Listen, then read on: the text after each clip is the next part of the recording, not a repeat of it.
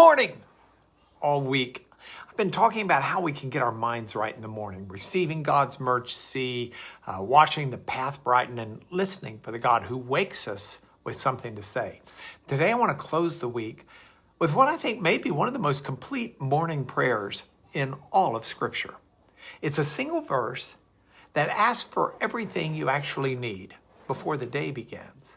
You find it in Psalm 90, verse 14. It says, "Satisfy us in the morning with your unfailing love, that we may sing for joy and be glad all our days."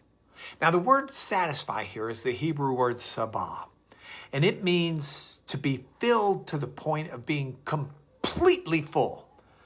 Kind of the way a good meal carries you through a long day.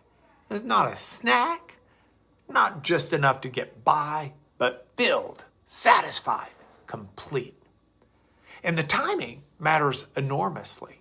The psalm says in the morning, before the demands arrive, before the disappointments accumulate, before the energy starts to drain.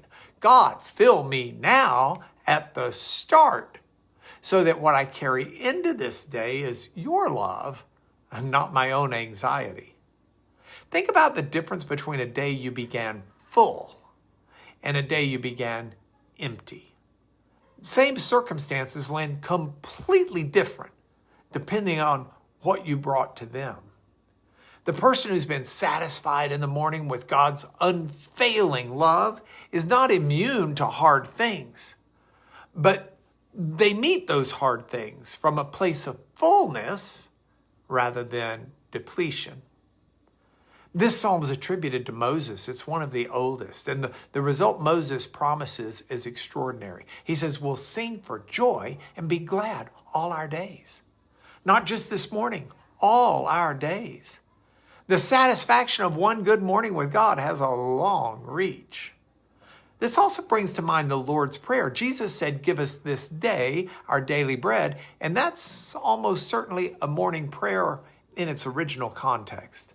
So asking for today's provision before today is unfolded, it's a striking parallel with that Hebrew sabah. Both are asking to be filled at the start of the day with exactly what's needed for the hours ahead. Not yesterday's bread warmed over, not tomorrow's supply borrowed in advance, today's, this morning's.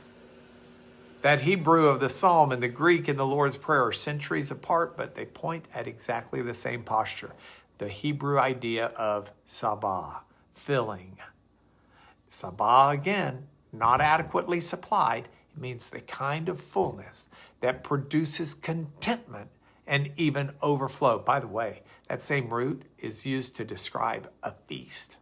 You see, God's not offering you a morning granola bar. He's offering a banquet before the day begins. Think about it.